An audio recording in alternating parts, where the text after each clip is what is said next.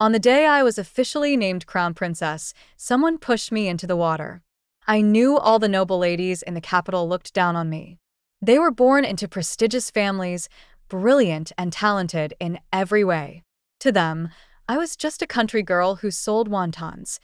How could I ever deserve someone as dazzling as the Crown Prince? Everyone in the capital, whether openly or in secret, was waiting to see me make a fool of myself. Unfortunately for them, they miscalculated. I was never the obedient little canary in a cage. I've always been the one who set the trap to catch birds. Ever since my mother passed away, I'd been selling wontons with my father at the entrance to West Street. We did that for 5 years. On the day I came of age, my father packed up early and took me to a restaurant for a nice meal. After we'd eaten and drank our fill, he smiled at me with squinting eyes and asked, "Sure, you're a big girl now. Do you have someone you like?" I was gnawing on a chicken leg, thinking hard. Sure, I sold wontons for a living, but that didn't mean I had low standards. "Nope," I said. My father stroked the beard he'd been growing for days and said, "Then how about I find you a handsome young master from a rich family?" And right then I understood why my standards were so high. Because I was my father's daughter, born with the same gift for dreaming big. "Sure, go ahead and look," I said. "Dreaming doesn't cost money. It's just something to enjoy in the moment. Drink a little wine today, wake up tomorrow, and go back to life as usual." No one would come after me just for saying something like that. But I didn't expect that 2 months later, someone really did come after me for it. That day, I was wiping down the tables when a jewel-studded carriage stopped in front of our stall. A young woman stepped down, graceful and elegant, dressed in a way that clearly didn't belong in our bustling West Street. She waved her hand, and her servants instantly formed a human wall, blocking off the space around me, her, and the wonton stall. She pulled out a handkerchief, covered her nose, and wrinkled her brows. "So you're Wen Shu?" I mimicked her expression, picked up the rag in my hand, scrunched my eyebrows, and pouted as I nodded. She sneered. "Such a cheap, low-class aura. If I saw you begging in front of the Song estate, I'd still think you were bad luck." I had no idea why she was insulting me out of nowhere, but I could feel the fire in my chest rising fast. I flung the rag at her. A few drops of red chili oil splattered onto her dress. She clearly hadn't expected me to fight back and stumbled in panic, stepping on a dustpan and falling flat on her back. Her servants rushed over to help her up. I watched with a cold laugh. "Miss, covered in dirt like that, you're the one messing up my stall." She glared at me with wide almond-shaped eyes. "You ill-bred little tramp. Must have burned incense for 8 lifetimes to get a chance with the Crown Prince. But stop dreaming. You're so lowly, even carrying his shoes would dirty them." While I was still trying to figure out what she meant by the Crown Prince, she'd already ordered her men to smash my stall and was leisurely getting back into her carriage. My mother taught me from a young age, never swallow your pride, live boldly and freely. So I grabbed a nearby cleaver and threw it. It sliced through the reins strapped to the horse. Startled, the horse reared up violently. The whole carriage shook and tossed her to the ground. Before her servants could react, the carriage tipped over completely. I sat on the stone post by the bridge, watching the chaos unfold as they scrambled to save her. When they finally got her out, she wasn't really hurt, just scratched and dirty. But compared to how she looked when she got out of the carriage earlier, it was like night and day. She leaned on her servants, looking at me in terror. A moment later, she burst into tears. "Wen Shu, just wait. I, Song Yu, won't let this go." Then she left with her people. I looked at the smashed tables and broken stools, speechless. What a ridiculous mess. Oh well, might as well take the day off. I loaded the salvageable stools onto a cart and donated them to some elderly folks with no family. Then I bought new furniture, cleaned up the place, and by the time I finished, it was already evening. I stood at the gate of our courtyard, working up some tears, ready to barge in and cry to my dad. Maybe squeeze out a few drops and convince him to buy me a new sword. I rubbed my eyes until they turned red and stepped inside, only to see Song Yu sitting there. She was all smiles, acting warm and friendly. When she saw me, she walked up and took my hand. "Little sister, you're back. I've been chatting with Uncle all afternoon, just waiting for you. Look at you, so poised and refined. Truly a noble-born lady." Something was definitely off. Sure enough, behind her, on a carved wooden chair, sat an elderly man dressed in a gold-embroidered official robe. When he saw me, he stood up and bowed. "You're back, miss. Then it's time for me to read the decree." My father pressed me down to kneel. After listening to a long string of flowery words, I finally understood. I'd been officially appointed crown princess, and I was to enter the capital and marry immediately. I looked at my father. He was grinning from ear to ear, clearly proud of himself. His expression practically screamed, "Come on, praise me. Look what a great job your father did." Then I glanced at Song Yu, who was also kneeling. Her arrogance from earlier was gone. Though she still wore a smile, her eyes were full of coldness and resentment. After I accepted the imperial edict, the old eunuch and Song Yu left. Before leaving, she even wiped away a couple fake tears and said, "I'd love to spend more time with little sister, but today I'm running errands for Her Majesty, so I must return early. We'll reunite once you come back to the capital." After she left, I turned to my father. "What exactly is going on?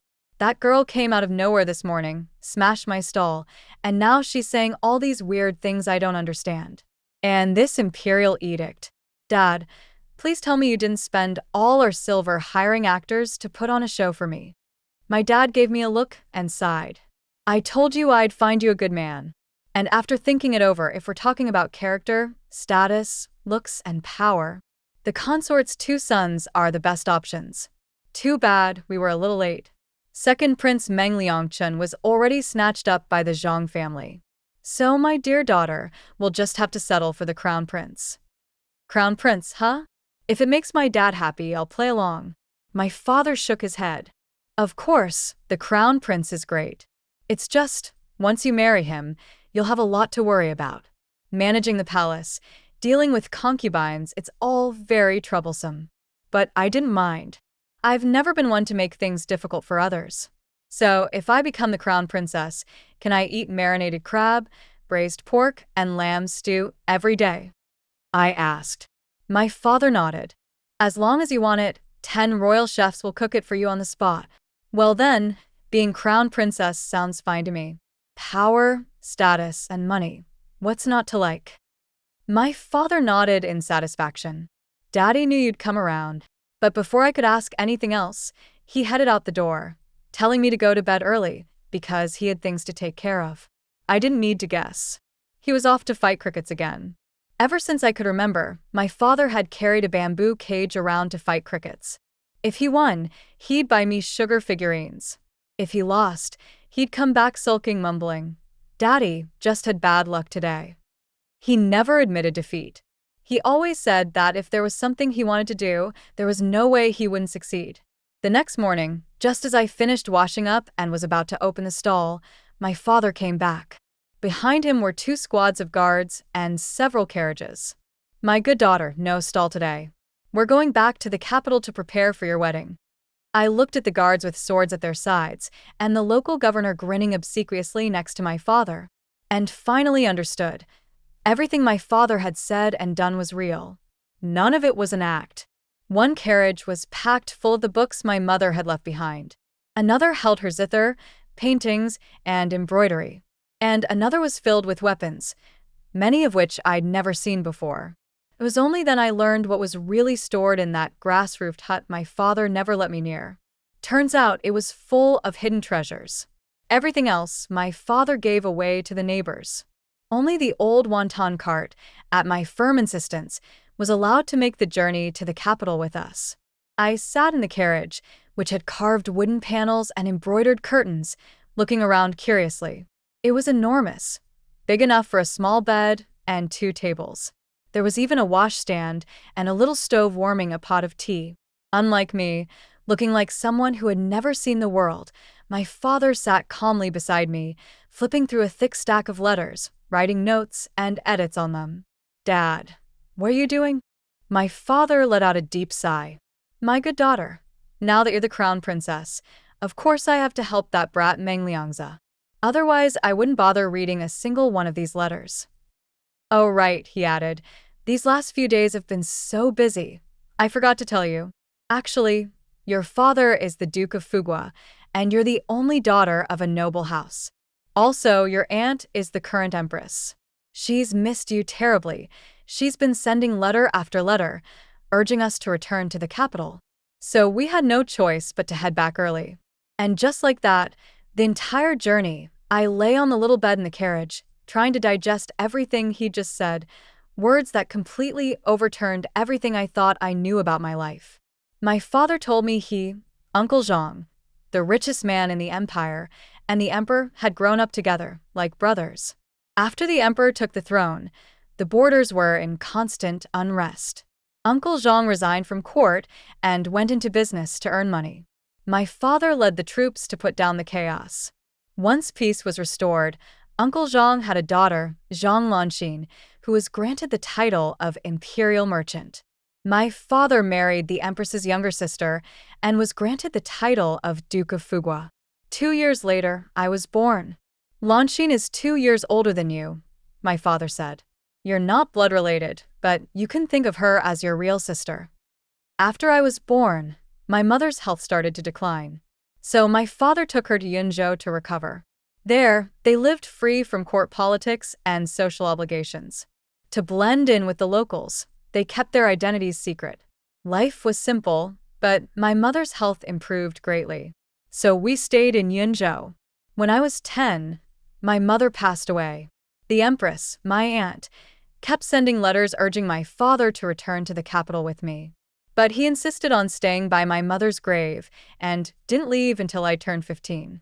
Actually, he added, you were betrothed to Consort Gui's youngest son, Meng Liangza, at your full moon celebration.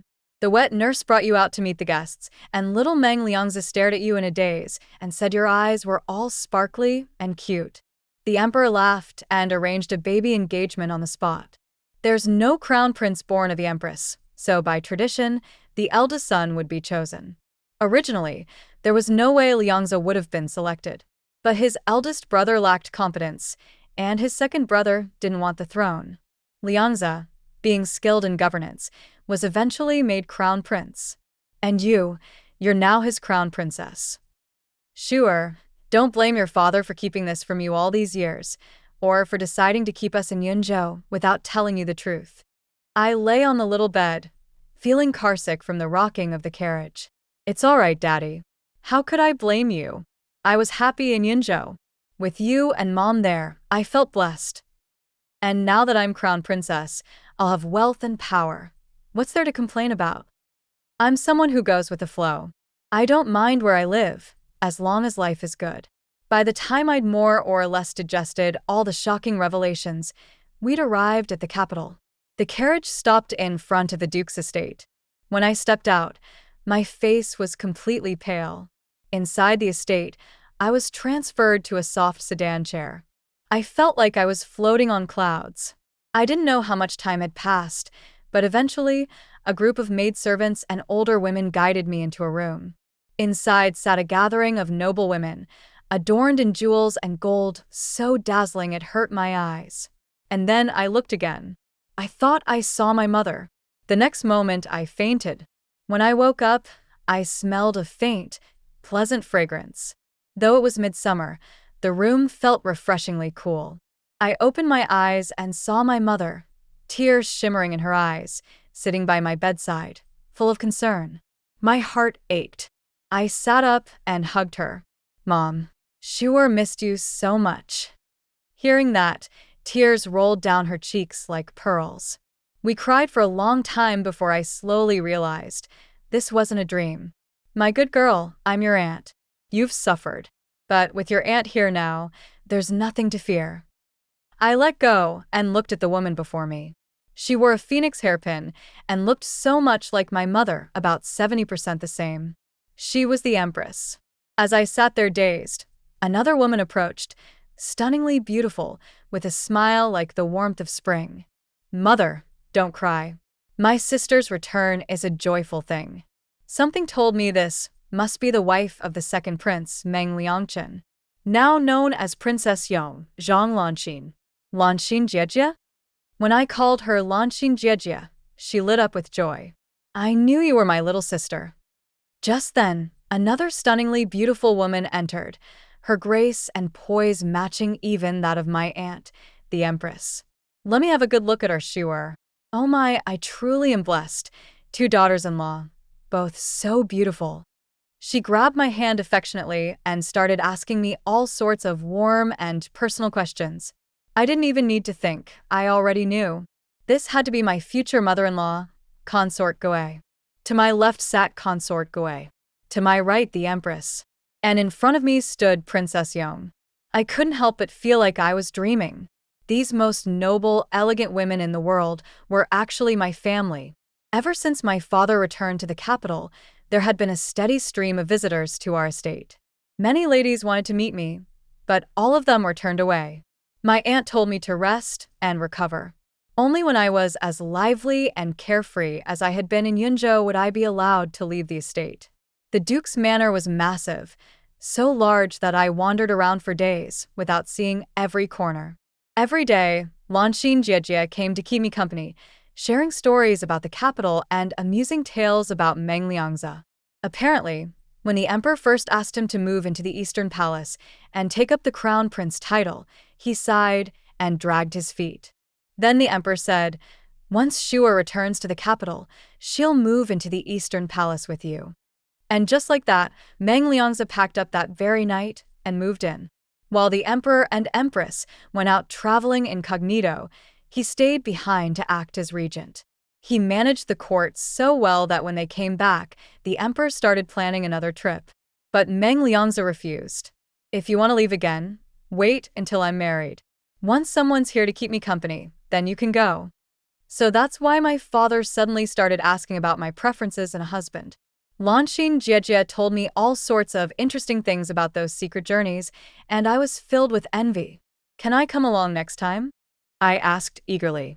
Lanxin Jiejie burst out laughing, nearly doubling over. Even after marrying, he still has to govern by himself. I gave a sheepish smile. After all, I hadn't even met Mengliangza yet. How could I relate? More than 10 days later, my aunt summoned me to the palace. She told me Mengliangza had returned. On the way there, I clenched my handkerchief tightly. I'd always thought of myself as fearless, but now I was terrified to meet Mengliangza, this fiancé I had no memory of. The crown prince and Prince Yong were reporting on their patrol to the emperor. The empress and consort Goe were busy preparing for the welcome banquet. Lanxin Jiejie had returned to the Zhang estate to go over their accounts. I was left alone, feeding fish in a lakeside pavilion in the imperial garden. "You're the one father picked to be the crown princess?" A man's voice suddenly came from behind. I turned and saw a strikingly handsome man standing there. When I didn't respond, he went on as if talking to himself. "Come, I'll take you to the Eastern Palace. You'll definitely like it." He stepped toward me. From the way he called himself Ben Gong, a term used by royal family members, I knew he was the crown prince. But this man's aura was cold and menacing, nothing like the gentle, refined Mengliangza Lanxin Jiejie had described. "No need to trouble yourself," I said, taking a step back to keep some distance. I glanced around. The guards had already passed through this area. They wouldn't return anytime soon. There had been palace maids nearby earlier, but now they were gone, likely sent away by him.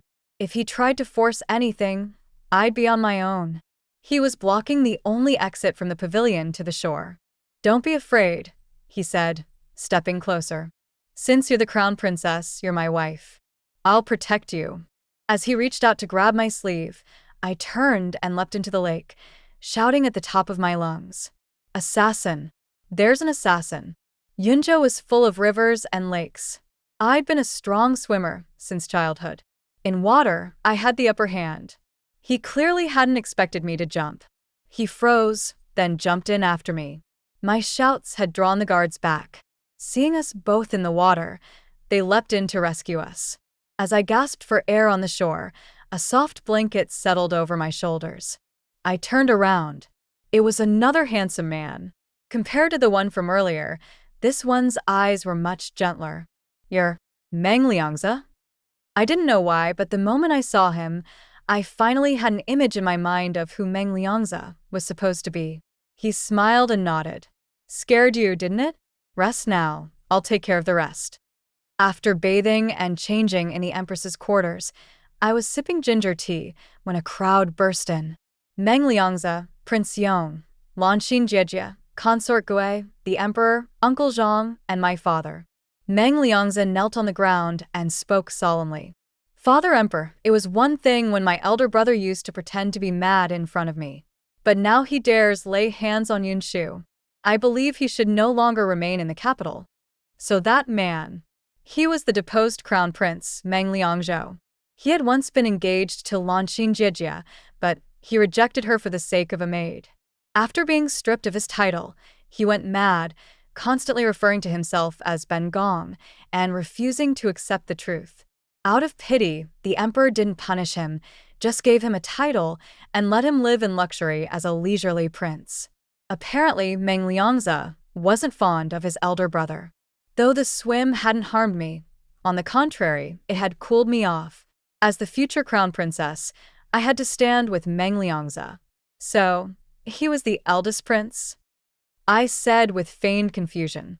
I didn't know his identity. He pulled me and said he wanted to take me to the Eastern Palace. When I refused, he blocked the way and tried to force himself on me. I had no choice but to jump into the lake. Cough, cough. Thankfully, His Highness arrived just in time to save me. I coughed twice at the right moment, pretending to be flustered and shaken. I saw my father lower his head, probably trying to hide his laughter. Then he looked up and said, "Good thing the lake in Imperial Garden isn't deep. Otherwise, if Shuer couldn't swim, who knows what might have happened." That's my sharp-witted father. He immediately saw through my act and backed me up with a perfect lie. My aunt's eyes reddened with emotion, and tears spilled out. "Your Majesty, when Liang Zhou misbehaved back then, you were merciful. You only stripped his title and demoted his mother from consort to concubine. But neither of them ever appreciated your grace. Instead, they've grown worse. If Shuer hadn't been strong and jumped into the lake, what would I tell her mother if she hadn't been saved? If she had a gentler temperament and had been taken advantage of, it would have been a disgrace to the entire royal family." She broke down in sobs, hugging me tightly. The emperor's face darkened. "Bring that disgraceful son here." When the deposed crown prince was dragged in, he still acted confused, mumbling Ben Gong again. But when the emperor said he would be sent to a distant fief, I caught a flicker of joy in his eyes. He was faking it. Someone like that, even if he lives, must never be allowed near power again. He's a ticking time bomb. Well, not even a few days in the capital, and already you know how to play the weak card. My father chuckled on the carriage ride back. "I'm not like you, father. Knew I could swim and still helped me play along," I shot back. He laughed even harder. "That's my daughter. So clever. Just one little trick and you sent Meng Liangzhou off to a fief." But my heart sank. Dad, what if we just fell into his trap? After we returned to the manor, my father sent someone to summon the crown prince and Prince Yong. I told them I suspected Meng Liangzhou was only pretending to be insane. He might be thrilled to be sent to a fief. Prince Yong chimed in.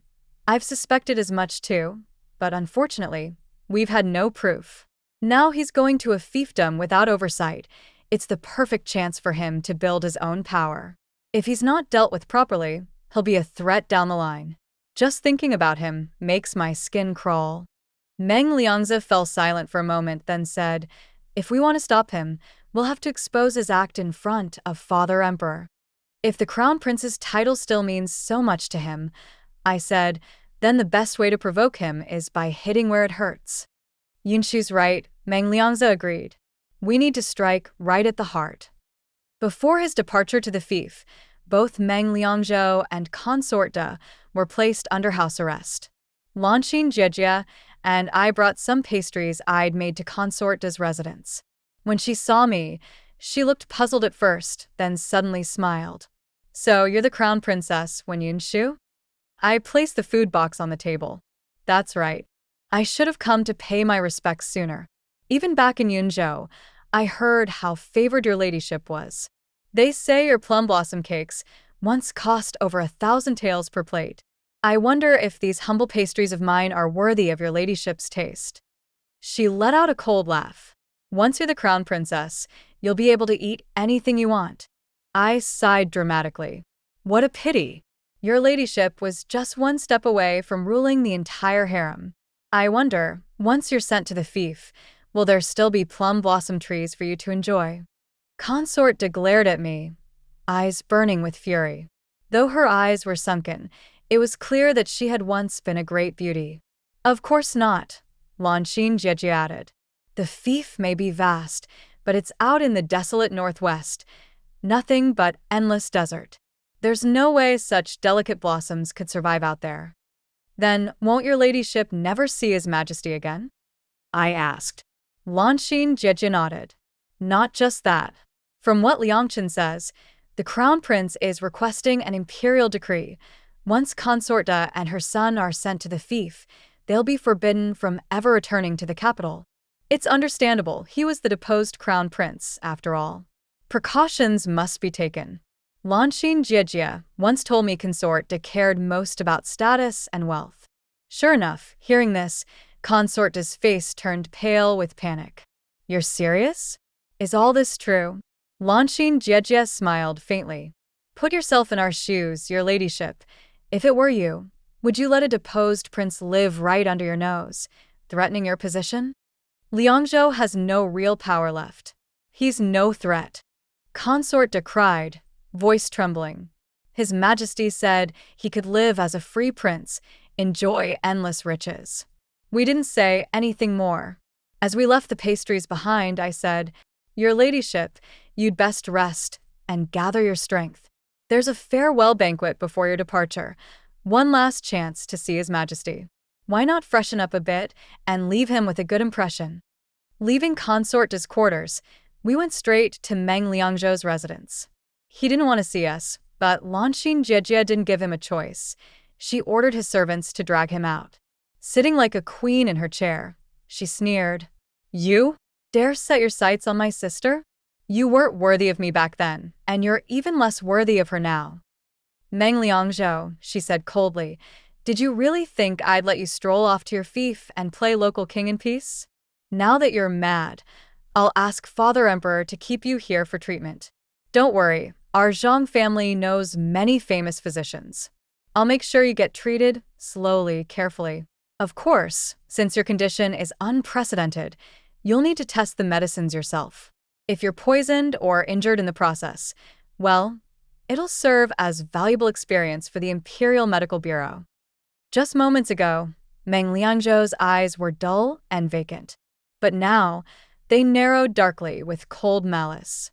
Our goal achieved, we didn't linger. By the time we got back home, Prince Yong and Meng Liangze had arrived too. I think, I said to the emperor, they're still brothers. No one knows when they'll see each other again, so before Meng Liangzhou leaves, we should throw him a proper farewell banquet. Prince Yong lit up.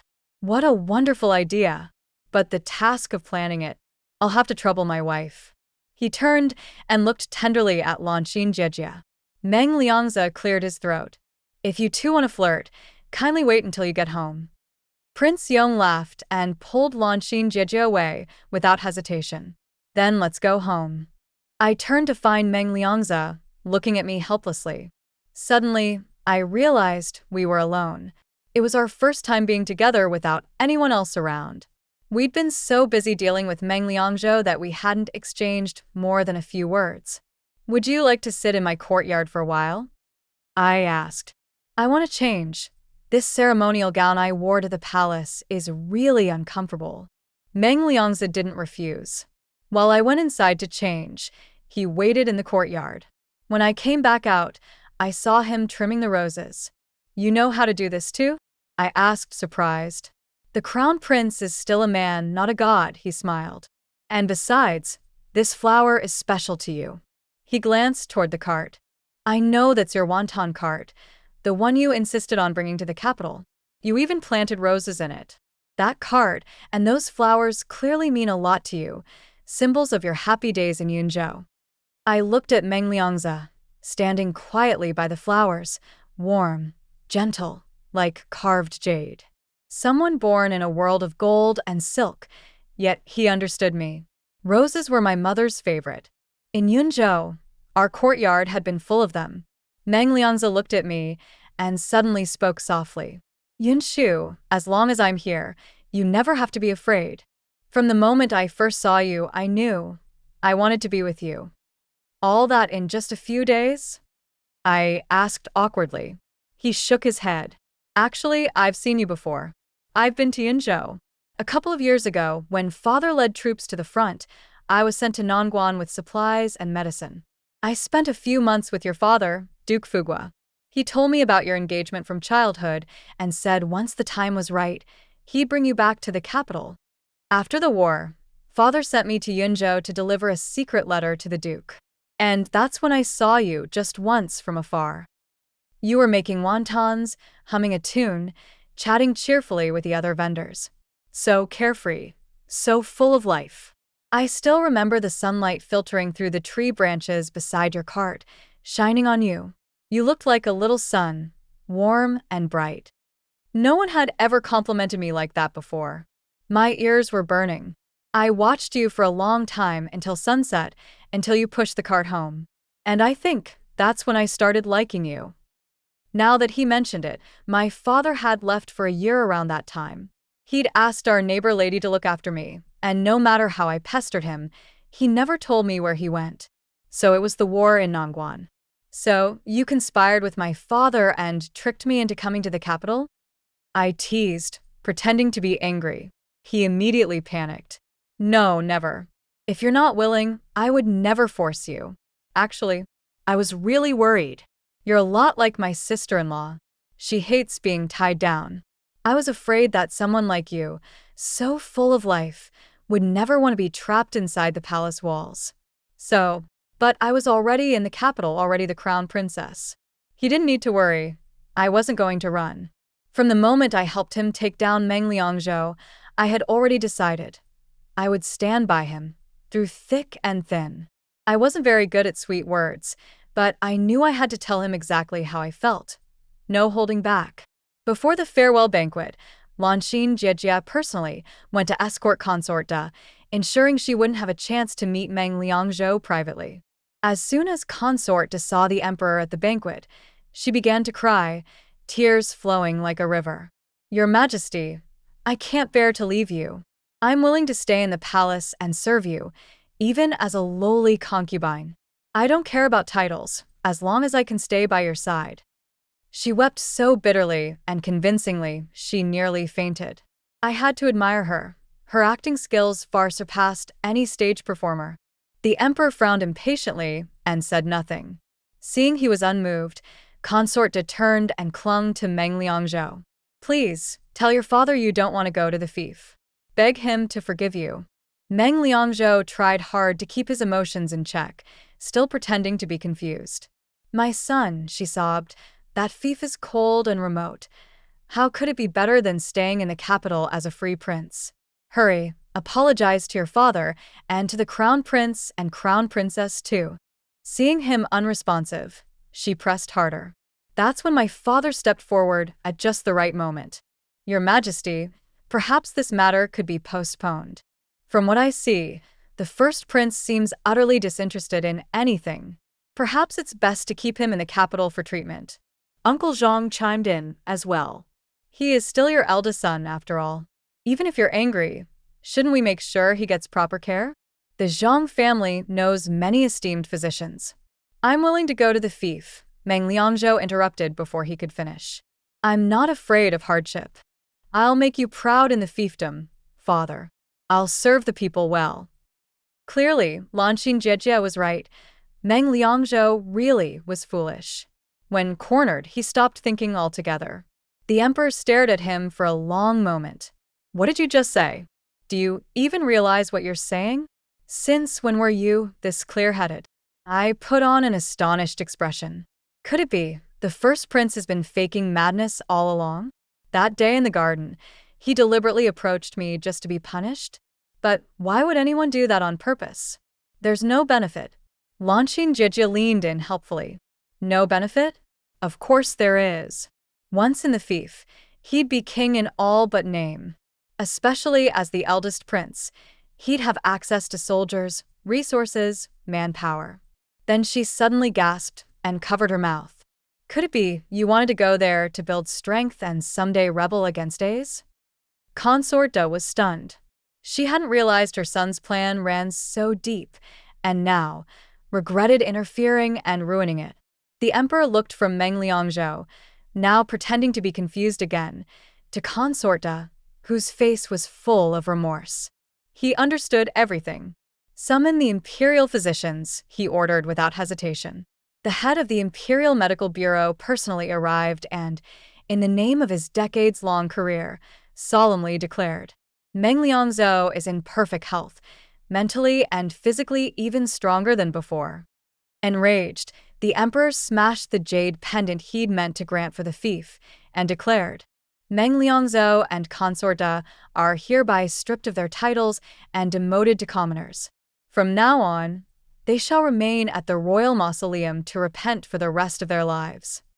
Just as I thought the biggest problem was behind us and I could peacefully await the ceremony naming me crown princess, an even greater headache found its way to me. Now that I was appearing more frequently in public, I inevitably started attending gatherings among the noble women. One day it was a flower arranging event, the next a poetry gathering, then a music recital. As the crown princess, I knew I needed to interact with the ladies of the capital and get to know the noble families, so even though I wasn't particularly fond of it, I still went. At a flower appreciation banquet hosted at the Marquis of Ningyuan's estate, I ran into someone I hadn't seen in a long time, Song Yu. She was seated at the center of a group of noble women, laughing behind her fan. When she saw me, she turned and whispered something to the girls beside her. Soon, they all flocked around her and made their way over. The crown princess is here too. It must mean I, Song Yu, really have face in the capital. She smiled sweetly, linking her arm with mine. If I hadn't already seen how quickly she could change her face back in Yunzhou, I might have believed she was genuinely being friendly. But with everyone watching, I couldn't brush her off. So I played along. Since the Marquis estate sent an invitation, of course I had to come. Song Yu was the Marquis granddaughter. The household had no daughters of its own, so she'd been raised like a noble young lady. After so many years, it seemed she had truly come to see herself as one. Now that the crown princess is here, she called out loudly, we must make this gathering lively. We wouldn't want her going back to Yunzhou saying the noble women of the capital can't compare to their peasant girls. Her tone turned especially sharp when she said, peasant girls from Yunzhou. I had never cared about status, whether the daughter of a duke or a common girl selling wontons, as long as I lived with dignity. The rest was just smoke and mirrors. If Miss Song wants to compete with us Yunzhou girls, I replied with a smile, why don't we play something from our side of the river? If you win, I'll have a story to bring home. That Song Yu of the capital is charming and talented in every way. Song Yu hesitated, but she'd already spoken. There was no way to back out now. She had to force a smile and agree. Back in Yunzhou, we prize sincerity and strength, I explained. Women's kuju, kickball, is serious business. Everyone gives their best. If anyone slacks off or acts weak, they get punished. She wanted to humiliate me, but ended up being led around by the nose. The flower viewing banquet turned into an impromptu women's kickball match. During team selection, all the girls chose to side with Song Yu. I was left alone. Just as I was preparing to play solo, Lanxin Jieji arrived. It's just us two, against all of you. She tied her hair up high, looking valiant and heroic. I'd learned some basic martial arts from my father growing up. Lanxin Jieji was known for horseback riding, archery, and just about everything else. So even though we were only two people, we still beat the delicate, pampered noble ladies on the other side. After the match, Lanxin Jieji had someone bring over a beautiful hair ornament made of southern jade. This was originally meant to be a prize for the best poem of the day, she said. But now that poetry has turned into kuju, Yunshu, you've earned this. I accepted it with a smile. Looking around, I saw a group of noble girls covered in dust, faces sullen and bitter, many shooting resentful glances at Song Yu. After all, if she hadn't stirred up trouble, the poetry contest would have gone on as planned. One of them would have won the headpiece, personally gifted by Consort Gue, an enormous honor. Of course, that's only what they thought. In autumn, during harvest season, the palace held a grand banquet to celebrate the abundance of the people. All nobles and royals were invited. As in previous years, the banquet was organized by Consort Gue, who favored the lively atmosphere of common folk. So the event was filled with street food stalls and folk performances, allowing the concubines, who rarely had the chance to leave the palace, to join in the fun. After one round through the festivities, both Consort Gue and my aunt were tired and went to rest in the rear hall, leaving Lanshin Jejie and me to enjoy ourselves. Since the flower viewing banquet, Song Yu had sent me several invitations, all of which I declined. Still, I hadn't expected to run into her here today. The moment Song Yu spotted me, she came over with a warm smile. Our crown princess is now so honored that no one can casually invite her. I suppose only the empress and Consort Gue have enough influence to earn such a visit. Seeing that I didn't respond, she continued, I heard that when the crown princess lived in Yunzhou, she used to push a cart and sell wontons. There's a wonton stall here today, too. Why not show us a little of your skill? Let us share in the taste of your past. She thought this was some shameful secret of mine. But what she didn't know was, so long as I live with a clear conscience, it will always be something I'm proud of. Lanshin Jejie, what a rare opportunity. Would you like to try some wontons made by my own hands? I turned and asked her with a smile. The more someone tried to embarrass you, the more you had to face it with confidence and grace. Absolutely, Lanshin Jejie grinned. After walking around all morning, I'm getting hungry. At the stall, I started from scratch, mixing the filling myself. The first pot made 3 bowls. I served one to Lanshin Jejie and had the other 2 sent to the rear hall for my aunt and Consort Gue. Lanshin Jejie took a bite and couldn't stop praising it. Sure, your wontons are even better than the palace chef's. The rich aroma wafted through the air, and others nearby began swallowing hungrily. Yinshu, you're playing favorites.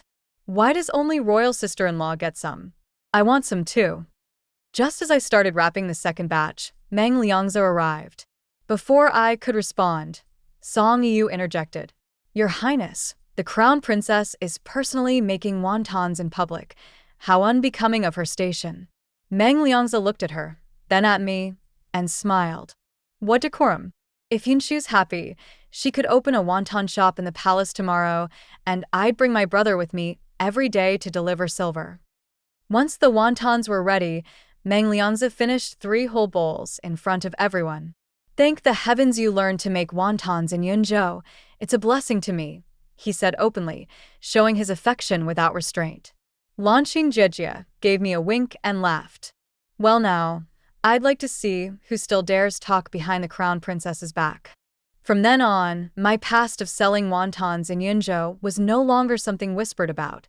It became something people brought up openly and even admiringly. All thanks to Song Yu. Though, that night, she left the palace with a very dark face.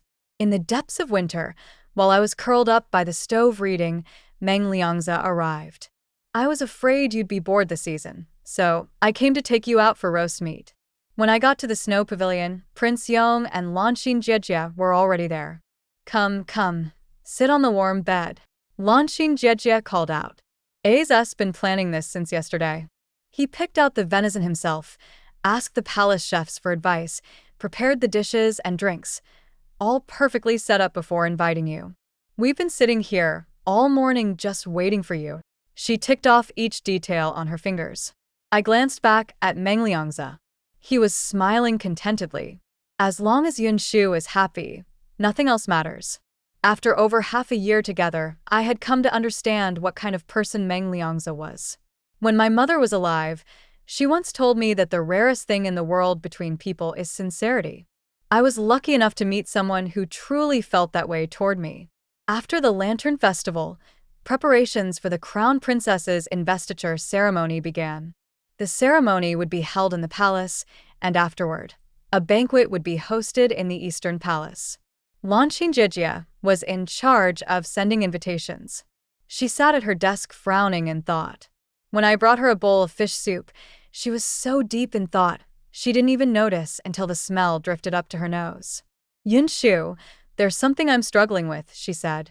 The Marquis of Ningyuan's family is a powerful aristocratic house. They must be invited. But if we invite them, Song Yu is bound to come with them. I'm worried you'll be disgusted just seeing her. So that's what was bothering her. I took the pen from her hand and circled the Marquis of Ningyuan's name. Send the invitation. I'm no caged canary. I don't fear these people. Jijia laughed and took a sip of soup. Right. After all, you did scare Song Yu so badly she fell out of a carriage. I blinked, stunned. How did she know about that? She winked toward the doorway. He told me. I turned, and there stood Meng Liangzi. I want some of that fish soup too. The investiture was held in April, with a warm spring breeze and a clear sky. Everything went smoothly in the palace. But the moment I returned to the Eastern Palace and saw Song Yu, I knew she was going to cause trouble. She usually dressed extravagantly, as if afraid someone might not notice her wealth. But today, she wore a plain green gown, her hair styled simply in a lingshu bun. At a glance, she looked modest and elegant, but there was something calculated about it. Her understated outfit made the purple jade hairpin she wore all the more noticeable, its brilliance standing out like a beacon. So that was her trick. Unlike her usual confrontational attitude, Song Yu now bowed respectfully and greeted me as a refined, dignified lady. But the more well-behaved she acted, the more I stayed on guard. From the moment I saw her, my eyes never left her. I would not allow anyone to ruin this day that belonged to me. Before the banquet started, I noticed she had changed her hairpin. The original eye-catching one had been swapped out for something nearly identical. She dressed that way precisely to make everyone remember the pin. Now that it was gone, of course, she would stir up trouble with it. I figured she was planning to frame me. But to pull that off, she'd have to find a way to get close to me. And throughout the entire day, aside from her initial greeting, she hadn't come near me at all. I quickly went over the day's schedule in my mind. The only remaining chance she'd have to get close to me would be during the banquet, when guests offered toasts. But with so many eyes on us then, there was no way she could plant the hairpin on me directly. There was only one possibility left. She'd hide the hairpin in something related to me, something that, in front of everyone, would lead people to believe I had taken it. At the banquet, Song Yu acted as if everything were normal. When she toasted me, she deliberately drew everyone's attention to the hairpin in her hair. This Hanyan hairpin was gifted by the late emperor to my grandmother. She always said it suited me well. I'd heard from my aunt that the late emperor once fancied Song Yu's grandmother. But she loved the old marquis instead, and the emperor, in a rare gesture of generosity, allowed them to marry, and even sent lavish wedding gifts. After Song Yu said this, the expressions of everyone around the table changed. She was implying she was the one destined for the Phoenix seat. But I saw right through her. She was trying to provoke me, so that I'd have a motive to steal her hairpin. So I smiled and raised my wine cup. Any jewelry personally bestowed by the late emperor upon the Marquis household is surely exquisite. Song Yu looked displeased but could only force a smile and play along. When she returned after changing clothes, the poetry contest had already begun. She had always fancied herself a woman of letters and wouldn't dare miss such an opportunity. Especially now, because she'd already placed the Hanyan hairpin in the box containing the prize for the poetry contest, a golden hairpin. After winning first place, Song Yu discreetly removed the fake hairpin from her hair. She waited excitedly for me to present the prize box, expecting everyone to see the Hanyan hairpin inside and accuse me of stealing it. But instead, a maid brought over a red sandalwood tray, and on it, placed openly, was the golden hairpin. Song Yu froze, utterly stunned. At every banquet, the prize was kept inside the box. She hadn't expected that I'd take it out. Miss Song has won first place and receives this golden hairpin from the Empress, I said with a smile. But today is a joyful occasion in the Eastern Palace, and all our guests deserve a gift.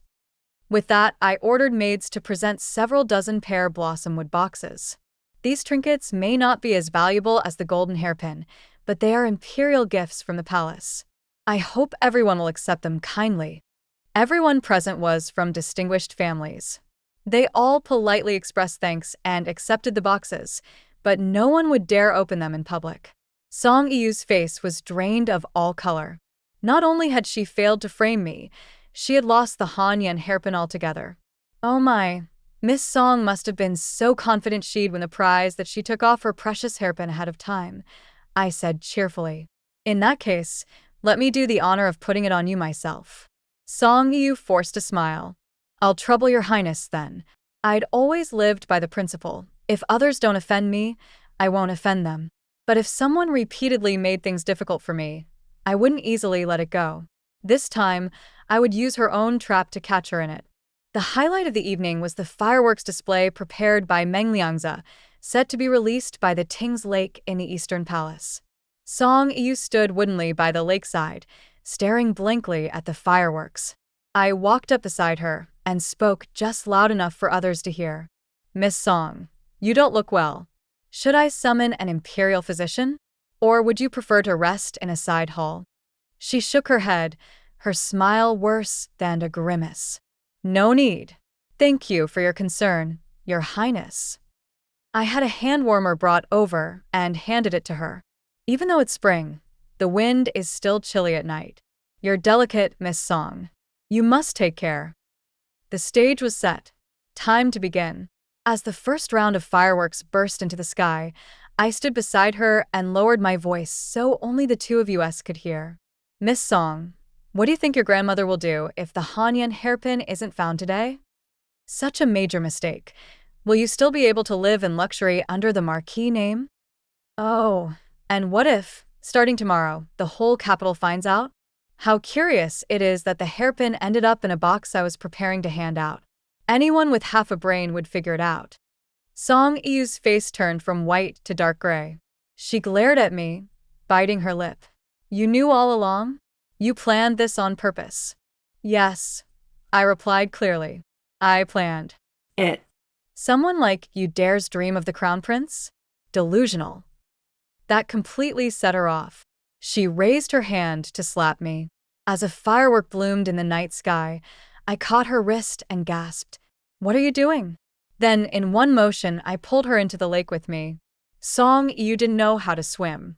While she flailed in the water, I took the opportunity to tuck the coral bracelet, the one gifted to me during my investiture, into her robes. There were many onlookers, so we were quickly pulled out of the lake. Even then, Song Yu lunged at me, trying to hit me. I collapsed into Meng Liangzi's arms, crying, "Miss Song, I've done my best to treat you kindly today. If I've made any mistakes, you could have told me. Why would you try to harm me so viciously?" Meng Liangzi wrapped me in a soft blanket and glared at her. To harm the crown princess is a serious crime. Take her away. Song Yu was detained in a side hall. The matron searched her and found the coral bracelet. She cried out that she'd been framed, sobbing her innocence. I sat on a cushioned divan, dabbing at tears. Everyone knows I can't swim. After I fell into the palace lake the other day, I was unconscious for a long time. How could I have done anything to her while in the water? Besides, I added, Miss Song has never gotten along with me. She's constantly making things difficult, yet I've never held it against her. And now she's trying to turn the tables. The others nodded in agreement. We all saw how concerned she looked earlier. My aunt ordered her brought in. She appeared in torn clothing, still crying bitterly. "If you confess," my aunt said, "for the Marquis of Ningyuan's sake, we may let you off just this once. But if you continue to deny it, we'll hand the matter over to the authorities." Song Yu suddenly looked up and laughed through tears, pointing at me. "Fine. You snake-hearted wretch. How are you fit to be crown princess? He was supposed to be mine. When I first entered the palace, he praised my beauty, said I was bright and charming. And now, it's you wearing the phoenix crown? You're nothing but a lowborn girl who sold wontons in the countryside. What makes you worthy? Meng Liangze ordered someone to gag her, then said coldly, because I like her. Song Yu stared at him in disbelief. She looked at him for a long time, but in the end, she lowered her head and said no more. The next day, the lost Han Yen hairpin was returned anonymously to the Ningyuan Marquis estate. The old madam didn't need to ask to know what Song Yu had tried to pull. She tried to steal the chicken and lost the rice. Not long after, Song Yu was sent back to her family home. The old madam issued a strict order. She was not to return to the capital without permission. With no one left to stir up trouble, my marriage to Meng Liangze proceeded smoothly. My aunt gave me all of her wedding dowry, crying as she stood in for my mother to send me off. My father turned away, wiped a few tears, and then couldn't stop grinning. Wonderful, wonderful. Wearing a festive red wedding robe, Meng Liangze came to fetch me on horseback. We were married with the blessings of the entire capital. On our wedding night, my stomach was growling with hunger when Meng Liangze came back pretending to be drunk. Hungry, aren't you? It's been a long day. Wait here, I'll get you something to eat. He gently lifted my veil and kissed me on the cheek. Soon, the smell of delicious food filled the room. Meng Liangze returned with a steaming bowl of wontons in his hands. Come try it. I spent ages learning this from the palace chefs. From now on, whatever you want to eat, I'll make it for you. I took a bite. The skin was thin, the filling rich. And just like that, tears started falling into the soup. Meng Liangze hugged me from behind. Don't cry, don't cry. From now on, I'll be with you. No one will ever mistreat you again. Not even a word. 3 months after the wedding, in the height of summer, Father Emperor summoned us. Now that you've learned to handle affairs on your own, it's time to go out and see the world. Travel the land, observe the people's lives. I'd heard that every few years, the emperor would travel incognito. This time, he handed the mission over to Ace. My aunt wiped her tears as she saw us off. Take care of your health. I'll be waiting for you to come home. Beside her was Consort Goe, sobbing and trying to come with us, but my aunt held her back firmly. You already went 3 years ago. Stay in the palace and keep me company. Lanshin Jiejie led the horse over. Come on, mount up. Let's head to Yinzhou first. I want to see where you grew up. With a call of Hiya, Meng Liangze, Lanshin Jiejie, Prince Yong, and I rode off toward the vast lands beyond the capital. The end.